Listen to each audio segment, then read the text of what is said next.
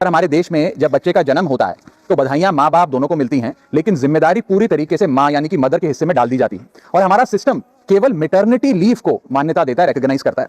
यह एक societal failure है जिसे हमारे लॉज रीइंफोर्स कर रहे हैं। सर कानून समाज का आईना होता है और जब कानून में फादर यानी पिता की केयर गिविंग रिस्पॉन्सिबिलिटीज को मान्यता नहीं दी जाती है तो हम इंस्टीट्यूशनली यह संदेश दे रहे हैं कि पेरेंटिंग केवल माँ की जिम्मेदारी, it is only and only the mother's job. मैं ये मांग करता हूं कि पैटर्निटी लीव को लीगल राइट के रूप में मान्यता दी जाए। केयर गिविंग सिर्फ मां की जिम्मेदारी नहीं मानकर जेंडर डिवाइड को और गहरा नहीं किया जाना चाहिए। अब इसे बदलने का समय आ गया है सर एक मां 9 महीने तक बच्चे को पेट में पालती है व्हेन शी इज प्रेग्नेंट, फिर नॉर्मल डिलीवरी या सिजेरियन जैसी मुश्किल प्रोसीजर से गुजरती है। उसे मेडिकल केयर, दवाइयों के साथ साथ अपने हस्बैंड की फिजिकल, मेंटल और इमोशनल सपोर्ट की भी जरूरत होती है। पति की भी बीवी के प्रति केयर गिविंग रिस्पॉन्सिबिलिटीज होती हैं, सिर्फ बच्चे के प्रति नहीं। और ऐसे समय में हस्बैंड की प्रेजेंस कोई लग्जरी नहीं सर, बल्कि एक नेसेसिटी है।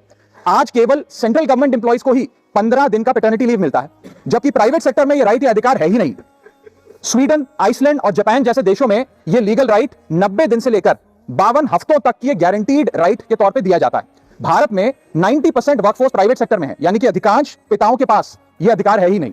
इसीलिए मैं सरकार से मांग करता हूं कि पैटर्निटी लीव को लीगल राइट बनाया जाए, क्योंकि केयर गिविंग सिर्फ मां की ही नहीं बल्कि एक shared responsibility of both the mother and the father. Thank you sir.